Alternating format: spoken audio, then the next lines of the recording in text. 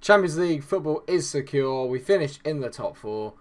But today is all about the Europa League final. Can we finally bring a trophy back to Villa Park? It's time to find out.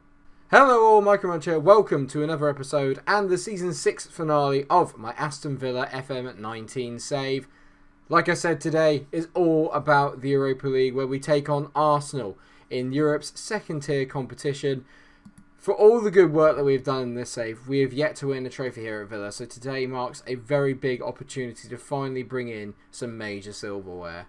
Just to go over what I have said already, we have, as you can see, finished in the top four. There is still one game left to go away at West Ham, but we are currently 1 point ahead of West Brom. They have played all their games, so no one else can catch us. Champions League football will be coming back to Villa Park next year, no matter what happens, and we are guaranteed to finish fourth. We can't catch Liverpool in third, and we can't go any lower. So today is all going to be about the Europa League final, and then we'll have a little season review at the end. And here's the fixtures, just in case you're interested in how we got there. Since the last time we met, which was obviously a 1-1 draw away in Seville to get to the Europa League final. We beat Tottenham 2-0 at home, then beat Brentford 1-0, and then lost to Leicester 1-0 away from home. But by that stage, we'd already secured it with that 1-0 win away at Brentford. In these last two games, we have played the second string, so today we are back with our main lineup, which looks a little bit like this. Christensen in goal, Fila, Rudiger, Mai and James Bree make up the back four. Henderson and Goretzka anchor that midfield, and they play brilliantly together. Antonin Vile is back from injury, but as you can tell, he's only at 77% match sharpness and only 95% conditioning, so he is not fit to start in my mind. I'd rather have a fully fit Jordan Henderson, and it's not like him and Goretzka don't play well together, so no issues there. And then it is the front four of Maria, Navarro, Gaitan and Felipe Alves, who's been in very good form in the last few games. He's bagged himself a few more goals, 3 in total, so finally maybe towards the end of the season I found a striker that can find the net. He's the only one we've got in form, but Jack Lancaster and Maximiliano Gomez are on the bench. Apparently we have 12 substitutes, which I didn't know, so we've got a fully stocked bench. Let's look at Arsenal then. They're playing their annoying sort of 5-3-2, but with Weigl anchoring that midfield. They're obviously inviting us on for pressure, but we should win this. We really should. I look at that team and I think it's good, but it's not as good as ours.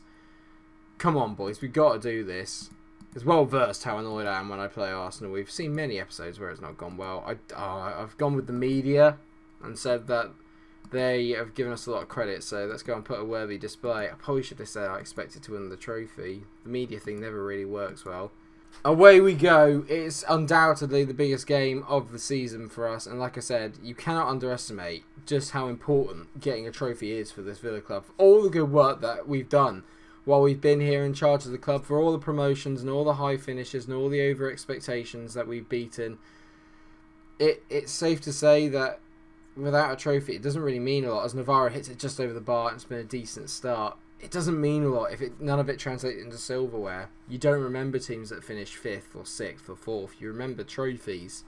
And that's what I want to leave at Villa Park, a legacy. We're doing all the early pressing here as Bellerin heads it clear to Fila. Fila into Jordan Henderson. Fila. Bergwijn tackles him, but it's gone just straight to Rudiger, and we can build from the back here. Rudiger into Hendo. Hendo to Goretzka. Player Murray has been in very good form the last few days as well. Navarro, get in! Robert Navarro gets the first goal. It's a 30-yard thunderbolt. I say a thunderbolt. It looked like it was in slow motion. It's his 17th goal of the season. It is imperative that I keep him over the summer. He is the man for the big occasion. Wonderful play here. Him and Player Murray developing a very good understanding. He just catches Bernd Leno off guard with a first-time strike. Get in! Great finish. That's such a big goal in the opening 20 minutes. It will just relax everyone in the team now, because I don't think we're very good when we go searching. Gaitan whips the ball in. Navarro at the back post. He's got a brace. Robert Navarro, he ghosts in at the back post, and he just heads in Gaitan's finish. It looks like he heads it in. It might be a volley. I can't tell, but he is on fire, and he is carrying us towards our first piece of silverware. It's a wonderful stooping header. Leno dives over it. But Robert Navarro, wonder kid extraordinaire. Great ball in by Gaitan. They can't see him. Arsenal at 6s and 7s. Navarro ghosts in at the back post and just heads it in. Beautiful scenes. We've been close to some trophies in the save, but this would be just brilliant. The biggest trophy that we've really been involved in, that we've had a chance of winning, obviously, because we were in the Champions League last year, but we were never going to win it.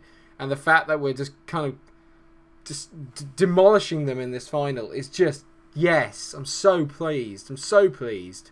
Navarro's run ragged Arsenal so far. He bloody well has. It's 2-0 at the break. There's only been 2 highlights. We've been very solid. And just, yeah, this is going brilliantly. The only thing I need to watch out for is that Hendo doesn't get himself sent off. He is on a yellow at the moment, but he's playing at 6.8 and he's playing very well. But Anthony Villa probably will come on for him in the second half just to keep it safe. We are all over them here. They've not offered anything going forward. And yet another highlight here. As Bree throws it straight to Weigl. This isn't his best bit of work, but Goretzka picks up the ball. He's been superb in recent weeks. Just the last few months of the season, he's been great. Fila tees it back to Hendo. I thought he was going to have a shot there, Fila, for a second. Goretzka into Navarro. Navarro, he's got them playing to his tune at the moment. James Bree whips in a great cross to the back post. Pelé Maria. Oh, it's 3! We're absolutely decking Arsenal. We just keep getting in down the wings. It's why I won't play the 5 at the back formation with wing backs this year, because wing play, you will just get absolutely buggered. The overlaps that you can get here, they just don't get out in time to Bree. And if you've got people that can put quality crosses in just like that, they're always going to be in trouble. Brilliant finish from Paleo. Name is on the trophy.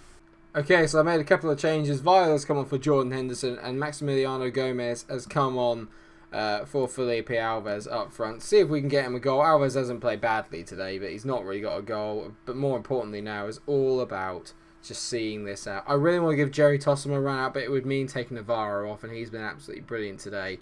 And I want him to get a hat-trick, and I want to keep him happy. Vile whips the ball in. It's 4. Anthony Vile comes off the bench. And, this has been absolutely spectacular. And this makes up for the 4-0 flipping mauling we got earlier in the year. What a free kick that is. It's already past Leno by the time he dives for it. And he's given him the ears. Absolutely magical from Villa today. Is this the start of the big team mentality? What a game. What a performance. And it's still got probably around half an hour left. Incredible. Have Arsenal got anything left in the tank? Yeah, Mario. This is the first time I've seen them have possession in the game here as Weigl plays it back to Stark. All we have to do now is hit him on the counter. Stark hits over the top. Good run in. Bellerin. It's a shame. I think Lucas Moura's going to get an own goal for that one. Bit harsh on him. He didn't do much wrong. What I'm going to do actually is I'm not going to take Navarro off because I don't want him to get upset, but I'm going to drop him into the box-to-box midfielder role, and we are going to get Jerry Tossum on because the more experience I can give him at this higher level, the better. It's been an absolutely dominant performance from the Villa. Arsenal have not had an answer to any of these as Navarro goes in search of the hat-trick and just can't quite get it past Leno. Unfortunate. Less than 10 seconds to go. Stark is on the ball. Felipe Luis, I don't know if now that's it. Florentino Luis gives the ball away. We've done it. A 4-1 pasting for Arsenal in the final of the Europa League. We even had to score their goal for them. I'm going to passionately say to the boys, I'm happy with the performances out there. Enjoy the success. Brilliant. It's our first ever UEFA Cup, Europa League, whatever you want to call it. I see the words iconic. We've been given £7.63 million for winning the competition. This is what I'm excited about. Iconic Munch builds Aston Villa legacy. MikeRo Munch has firmly cemented his status as an iconic figure at Aston Villa after clinching the Europa League and winning his second trophy at the club. That's because we won the championship. The board are delighted with the Europa League win. They only thought we were going to get to the quarter-final, but we've done much, much more. Got to praise Navarro after that. Got to keep him on side. Have to keep this player for next year. He's been nothing short of sensational this year, and I need to keep him. He's still only 22. Here we go. This is interesting. So we've been named in the Europa League squad of the season. Jack Lancaster and Christensen have. There's not actually that many of our players. I'm a little bit surprised. I won't lie. Maybe it's because I rotated it so much. Well. What I'm going to do is I'm going to play the West Ham game off of camera. We'll come back at the end of that, and then obviously we'll go through the end of season review. But let's face it, I am pumped right now. So we lost 1-0 on the final day of the season to West Ham, but I'm not really going to get too annoyed about one poor performance from the boys after their exertions in the Europa League final. The fact that we won that kind of overrides everything, really. Interestingly, Antonio Rudiger has won the Fans Player of the Season with Pelé Maria second and Robert Navarro third, which is a bit of a turn-up. Obviously, Antonio Rudiger is a fan favourite. Pelé Maria got goal of the season. I think there was a free kick against Valencia, which we saw on camera, but we'll watch it again in a minute. Antonin Vile obviously gets signing of the season, and he is going to be the player that I build the team around for the probably the rest of the save, as long as we can keep hold of him. And Gaitan gets young player of the season. It was the first season where this boy finally really kicked into gear. Played at a 7.25 overall in the Premier League. Been very good. A little bit disappointed about these red arrows, and I'm not sure where that's coming from. Maybe I need to upgrade the staff. I'll have a look during the summer. Let's have a look at that goal then from Play Maria against Valencia. This is the one where I think we won 2-0. But yeah, no, it was a wonderful free kick. Beautiful finish. He came really good at the end of the year, did Play Marie. Finally think we've found his little position out there. He seems to have finally figured out that the left inside channel is his realm. Time for the end of the team season meeting. I'm going to passionately say that we can qualify for the Champions League next year. And the boys like that as well. I think they finally believe that they are actually a Champions League quality team. I'm beginning to believe it now as well, although there are some stats that are a little bit worrying. Pre-season date to be confirmed will go 5 weeks, because we've obviously got the Euro Championships this year, which I'll get onto in a minute, because obviously I am England manager and we've qualified for that, so the next few episodes are going to be very international based. Christensen won the Golden Glove. He kept the most clean sheets, but we actually had the 5th best defence in the league. So it goes to show that when we concede, we do concede quite a few. I'm going to congratulate him on his reward, though. It's obviously his first season at the club, so to get the Golden Glove is very impressive, especially for a kid his age. And he is the only player in the Premier Division Team of the Year. No surprise to see that it's dominated mainly by Liverpool and Manchester United players, but a couple of West Brom players as well. And oh my god, I remember some of these. Pedro Roboco. I remember you. West Ham legend, and Lucas Ocampos, who you have to say came out of nowhere to have an absolutely blinding season. So, interesting to say the least. So we'll go through some of the award winners for the Premier League this season. Paul Pogba won Player of the Year, or Footballer of the Year, which is no surprise really to me. Manager of the Year has gone to Ricardo Sapinto down at West Brom. Again, I can understand that. They had a very good season. Player of the Year was Paul Pogba. Players Team of the Year was obviously the one with Christensen's in there. I was looking at the young player because I thought that we'd have a chance. Glenn Hazel at West Ham won the Young Player of the Year, and you have to say he does look very good. And yes, he is a player that I am debating us going and buying. He's now proven at Premier League level. I think we can probably go and get him. He is maybe the world-class forward that I've been looking for. He's got 11 pros and no cons. I'm going to try and sign him. He is my main target for the summer. And yes, our initial budgets for next year are, as you can see, £74.5 million I have to spend. And obviously there are going to be comings and goings. I don't think it's going to be the busiest window I've ever had, because I think we've got a very decent squad. In my mind now, what I really need is I need a true quality centre-back, maybe to partner Rudiger. And then it will help, obviously, with Park Ji-won when he comes in. And Lucas Meyer. They're all very good, but I need that one truly world-class player. I think fullback-wise now, we're actually quite well stocked. I think that Fila has sorted out our problems at left back. He's been excellent this year, as you can tell here from the fact that he played out at 7.01.